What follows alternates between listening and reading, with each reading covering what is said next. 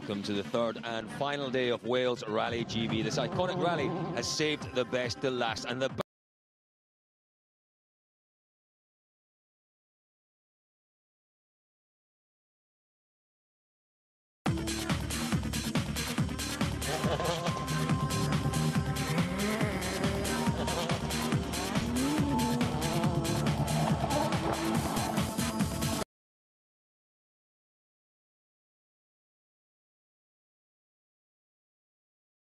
down over the Welsh valleys. Not that it made conditions any easier for the drivers over the first 2 days. Although not raining, the stages were still wet from earlier showers, making conditions treacherous. Mudmeister Peter Solberg took the early lead on day one. Left over press, 6 right, half long, tight, stick back. Solberg's reign at the top didn't last long, however. The Fiesta was the machine of choice in the wet conditions. Despite a heavy impact on stage 2, Jari-Matti Latvala soon found an unbeatable rhythm to take the lead on stage 3.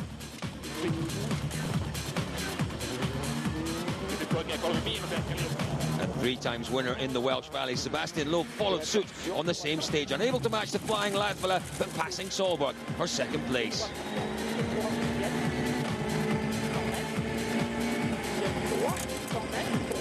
Meanwhile, Mads Østberg was having a storming rally as the best of the rest in his privately run Ford Fiesta. Just a minor scare early on after clouting a rock. Beyond that, he put in a perfect performance to end the day in 4th.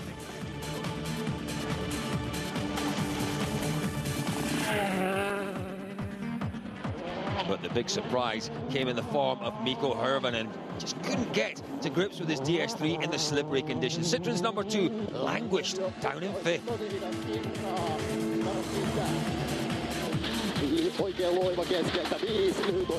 Not to be outdone by Loeb, Peter Solberg rediscovered his rhythm to repass Sebastian.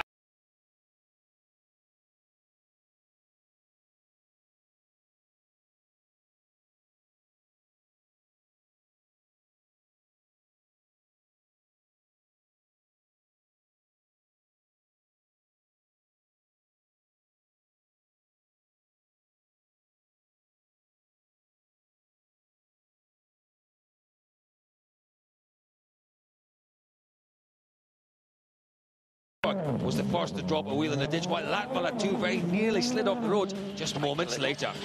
Opens half long to crest, opens long over crest, 80, line, opens long, tightens cut, half long opens, 60, slight left, slight right, 120, line, don't cut, 6 left.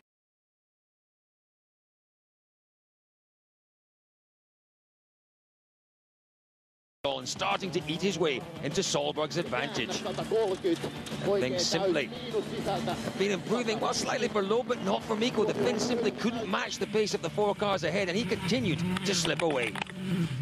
Oh, it's just so slippy that we are... I really don't understand why we can't do any times. Well, in contrast, 4th placed Østberg took his first stage win on gravel.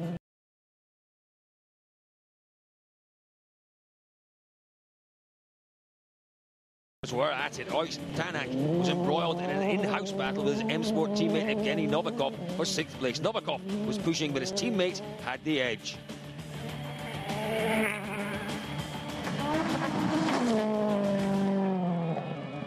In the state.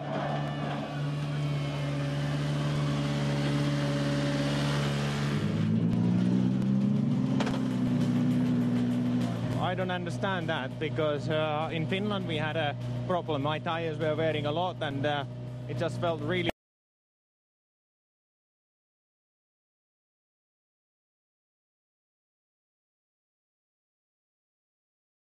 While Loeb's Citroen was so much harder on tires than the Ford.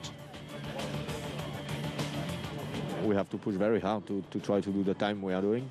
So maybe for that we are a bit more aggressive with tires. Well, into the afternoon loop then, and after a few setup tweaks, Peter Solberg was back on song, and the Norwegian regained the time he had lost to Loeb in the morning.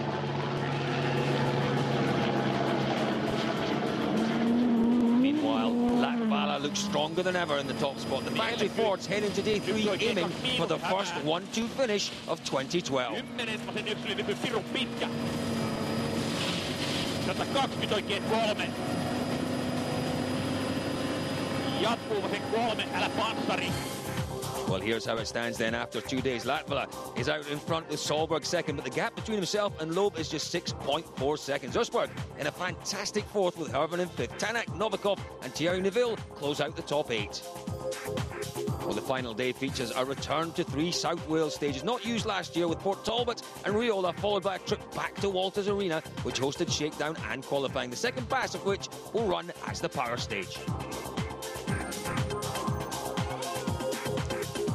So South Africa's Janne Habig leads the cruise away on the final day, followed by the ever-animated Paulo Nobre in the Mini. The first of the high flyers comes in the form of Mikko Hervnen. He goes 10th.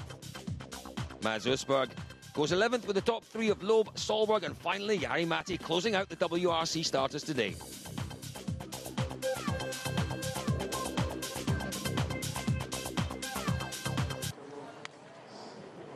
Well, Julian, into special stage 14, the first stage of the day, Port Talbot, 17 kilometres. Jules, and what were the conditions like out there this morning?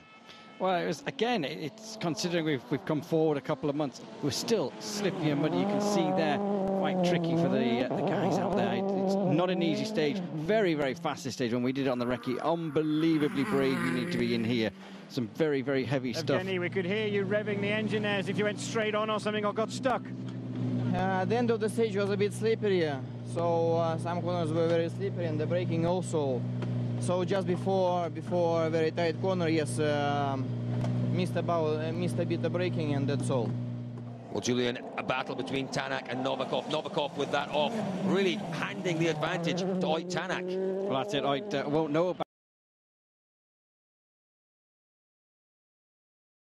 Tanak made a mistake as well. The two youngsters seem to fall off each other in the same time. Both pushing very hard. That's what happens when you push in that manner.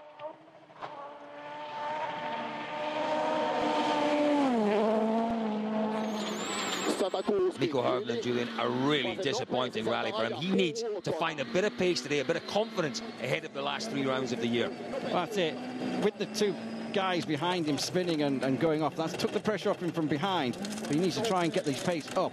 And tell you what, it's a more rejuvenated Mikko Hervnen. Something was working well in that car for him this morning. I saw him over breakfast, Julian, and he was happy with the way he'd driven, just wasn't finding the time. And Mads Østberg, what a dramatic start to the morning he had before he got to the stage. Well, that was it. On the scanner, he was calling for his dad on the radio. I need to speak to my dad, I need to speak to my dad. There was a misfire on the car, really, really bad. They were within 5 seconds of retiring this morning, Julian. They were moving the car to a safer place when it restarted. That's it. But, the big problem was on uphill. It just was struggling. Lads, on the road section to the stage, there's lots of gossip and talking on the radio. What exactly is wrong? I don't know. I don't have the slides out there. Something with the engine. It's not running as it's supposed to do, but we are pushing hard anyway. So.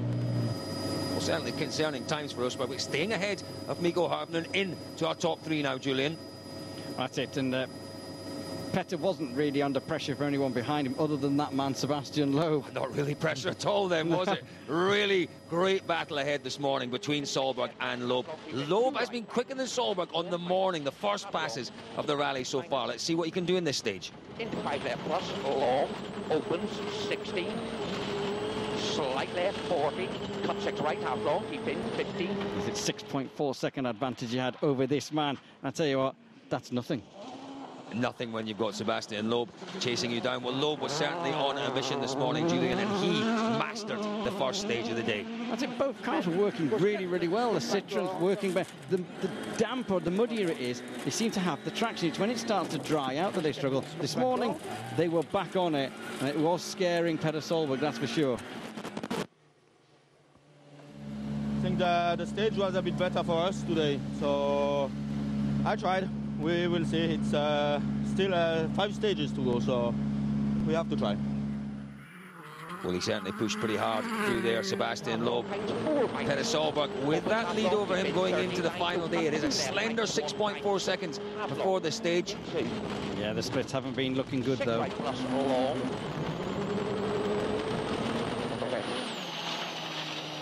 5 seconds slower. How the hell did they do that? Petter, you're going to have to dig deep in the next one. Loeb took quite a bit out of you there. Yeah, he did, and I was pushing, you know. I did maybe one small mistake, but yeah.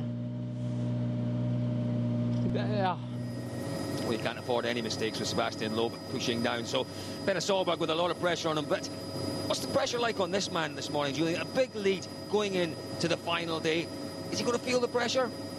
Yeah, probably more now than at any other time. I mean, it's a healthy lead, which is the time when he's not really got anything to push for other than to stay in lead. I mean, even over the jump, though, he's nervous. He's really, really careful. Tell you what, it was a good, solid run, though.